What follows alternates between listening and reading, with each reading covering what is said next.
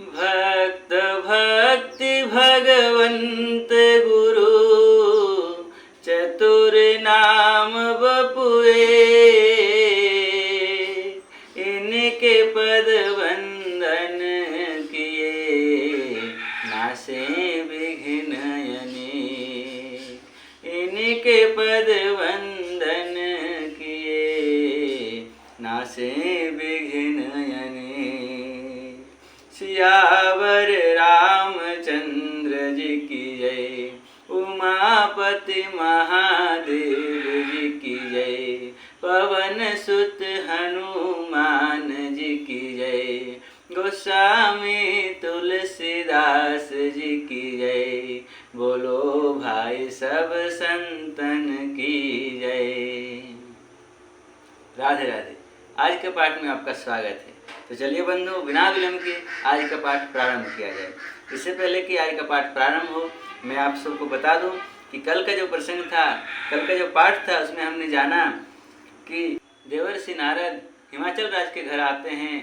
तब उनका आदर सत्कार करने के पश्चात जब हिमाचल राज ने अपनी पुत्री पार्वती को उनके चरणों में डाल दिया और कहा कि इनके गुण दोषों को विस्तार करके कहिए, तब देवर्षि नारद ने उनके बहुत सारे गुणों को बहुत ही सुंदर तरीके से प्रस्तुत किया और कहा कि आपकी पुत्री सब गुणों से सुलक्षण युक्त है, परंतु उनमें एक दोष भी है, और वो दोष ये है कि उनका जो पति होगा वो गुणहीन, मानहीन, माता पिता विहीन, उदासीन, संशयहीन, जोगी, जटाधारी, निष्काम हृदय, नंगा और अमंगल वेश वाला होगा। उनका ऐसा ही हस्त में रेखा पड़ा हुआ है, जिस कारण इनका पति ऐसा ही होगा। तब देवर्षि की इन बातों को सुनकर सभी बहुत ही निराश हो गए, बहुत ही चिंतित हो गए। उनकी पार्वती जैसी पुत्री और उनका पति ऐसा होगा, ये सब सोच करके सभी बहुत दुखित हो गए। और फिर धीरे धरकर गिरिराज ने उनसे कहा, उर्धर धीर कहई गिरिराऊ, कहु नाथ का करियो उपाऊ। फिर हृदय में धीरे धरकर पर्वतराज ने कहा, हे नाथ, कहिए अब क्या किया जाए।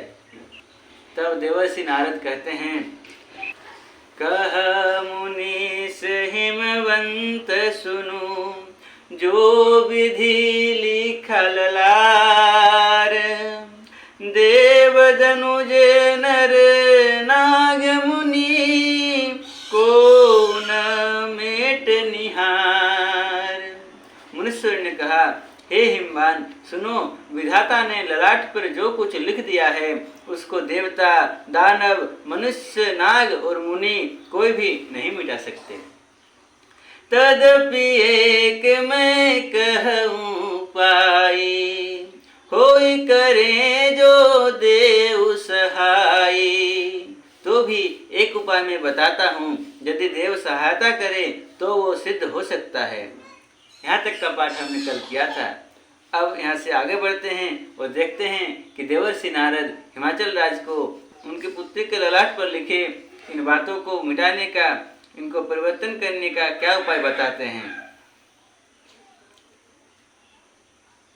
तो चलिए बंधु, हमारे साथ बने रहिए, और अगर अभी तक आपने हमारे चैनल को सब्सक्राइब नहीं किया है तो कृपया करके सब्सक्राइब भी कर दें और अधिक से अधिक लोगों तक इस वीडियो को पहुंचाएं। और आपसे एक अनुरोध है कि जो भी प्रसंग हम हर रोज कर रहे हैं ज़्यादा लंबा नहीं होता है, बस 10-15 मिनट का ही होता है। तो कृपया करके आप पाठ को आद्योपांत पूरी तरह से सुनें, अर्थात इस वीडियो को आप अंत तक का जरूर देखें। तो चलिए बंधु, आगे बढ़ते हैं। तदपि एक मैं कहूँ पाई, देवर्षि कह रहे हैं, तदपि एक मैं कहूँ पाई, होई करे जो देव सहाय। जस बरु में बरनेउ तुम पाही, मिली उमहि तस संशय नाही। देवर्षि कह रहे हैं, तो भी एक उपाय मैं बताता हूँ, यदि देव सहायता करे तो वो सिद्ध हो सकता है। उमा को वर तो निस्संदेह वैसा ही मिलेगा जैसा मैंने तुम्हारे सामने वर्णन किया है। जे जे वर के दोष बखाने, ते सब शिव पहि में अनुमाने। परंतु मैंने वर के जो जो दोष बतलाए हैं, मेरे अनुमान से वे सभी शिव जी में हैं। जो विवाहु शंकर सन होई, जो विवाहु शंकर सन होई, 200 गुण सम कह सब कोई। यदि शिव जी के साथ विवाह हो जाए तो 200 को भी सब लोग गुणों के समान ही कहेंगे। जो अहि सेज शयन हरि करही, बुध कछु तिन्ह कर दोषु न धरही, भानु कृषानु सर्वरस खाही, तिन कह मंद कहत को नाही। जैसे विष्णु भगवान शेषनाग की सज्जा पर सोते हैं तो भी पंडित लोग उनको कोई दोष नहीं लगाते। सूर्य और अग्निदेव अच्छे बुरे सभी रसों का भक्षण करते हैं परंतु उनको कोई बुरा नहीं कहता। शुभ अरुय शुभ सलिल सब बहाई, सुरसरी को अपुनित न कहाई, समरथ कहूँ नहीं दोषु गोसाई। बहुत बड़ा सूत्र है कि समरथ कहूँ नहीं दोषु गोसाई, रवि पावक सुरसरी की नाई। गंगा जी में शुभ और अशुभ सभी जल बहता है पर कोई उन्हें अपवित्र नहीं कहता। सूर्य, अग्नि और गंगा जी की भांति समर्थ को कुछ दोष नहीं लगता। जो असहि शीशा करहि नर, जड़ विवेक अभिमान, परहि कलप भरि नरक महु, जीव कीस समान। यदि मूर्ख मनुष्य ज्ञान के अभिमान से इस प्रकार होड़ करते हैं तो वे कल्प भर के लिए नरक में पड़ते हैं। भला कहीं जीव भी ईश्वर के समान सर्वथा स्वतंत्र हो सकता है? देवर्षि नारद आगे कहते हैं, सुरसरि जल कृत वारुनि जाना, कबहु न संत करहि तेहि पाना। सुरसरि मिले जो पावन जैसे, इस अनीस ही अंतरु तैसे। गंगा जल से भी बनाई हुई मदिरा को जानकर संत लोग कभी उसका पान नहीं करते, पर वही गंगा जी में मिल जाने पर जैसे पवित्र हो जाती है, ईश्वर और जीव में भी वैसा ही भेद है। शंभु सहज समरथ भगवाना, शंभु सहज समरथ भगवाना, एहि विवाह सब विधि कल्याणा।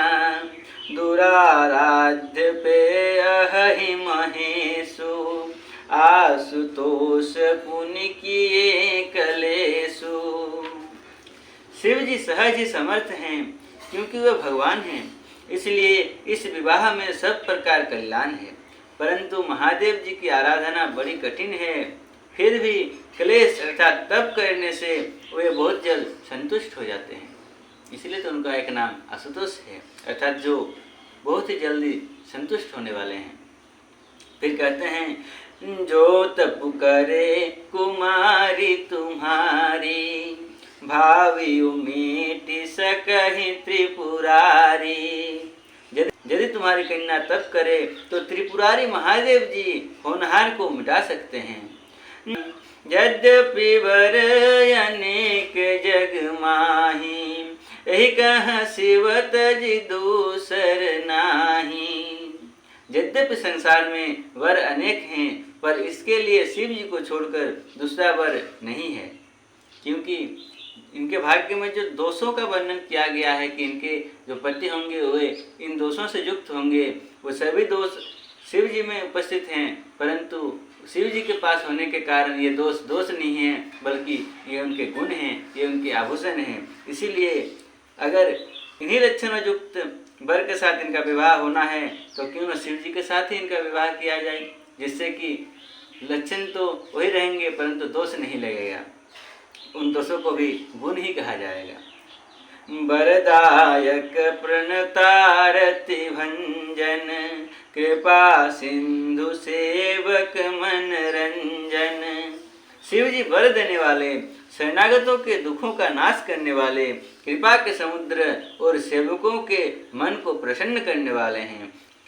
इच्छित फल बिनु शिव अवराधे, इच्छित फल बिनु शिव अवराधे, लहियन कोटि जोग जप साधे, लहियन कोटि जोग जप साधे।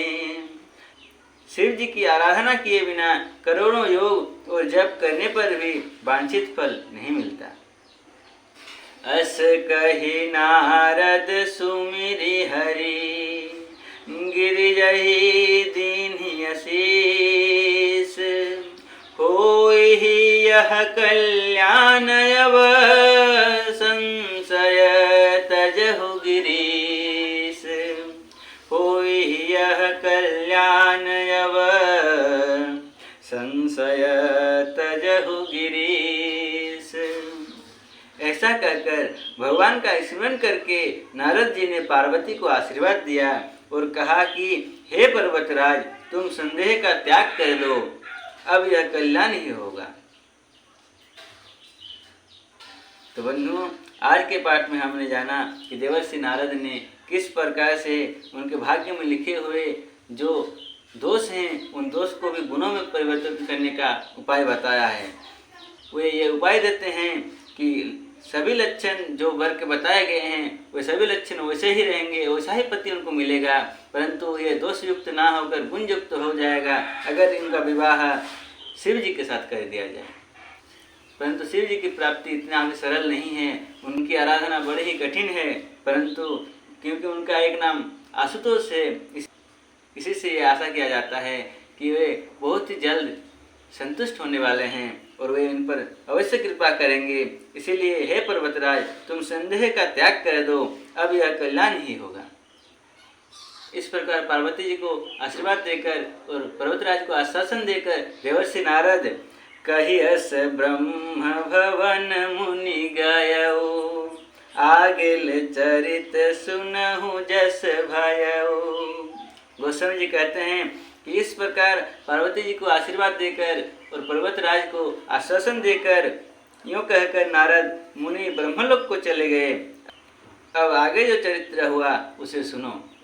अब आगे क्या होता है ये सब हम जानेंगे कल के पाठ में बंधु, क्योंकि आज का पाठ हम यहीं विश्राम कर रहे हैं। तो चलिए बंधु, फिर कल मिलते हैं और आगे का पाठ करते हैं। तब तक राम ही सुमेरिया गाय राम ही संतत सुनिया, राम गुण ग्राम ही हरि अनंत, हरि कथा अनंता, कहि सुनहि बहु विधि सब संता, मंगल भवन अमंगल हारी, द्रवं सुदशरथ अजर बिहारी, पवन तनय संकट हरन मंगल मूर्ति रूप, राम लखन सीता सहित हृदय बसहु सुरभूप, राम लखन सीता सहित हृदय बसहु सुरभूप। बोली पवन सुत हनुमान की जय, श्यावर रामचंद्र भगवान की जय। पार्वती पतये हर हर महादेव, निताय गौर हरि बोल। जय जय श्री राधे। चलिए सभी मिलकर एक बार महामंत्र का जाप कर लें। हरे कृष्ण कृष्ण कृष्ण हरे हरे, हरे राम राम राम हरे हरे, हरे कृष्ण कृष्ण कृष्ण हरे हरे, हरे राम राम राम हरे हरे, हरे कृष्ण कृष्ण कृष्ण हरे हरे, हरे राम राम राम हरे हरे। हरे बोल हरे बोल, हरे बोल हरे बोल, हरे बोल हरे बोल।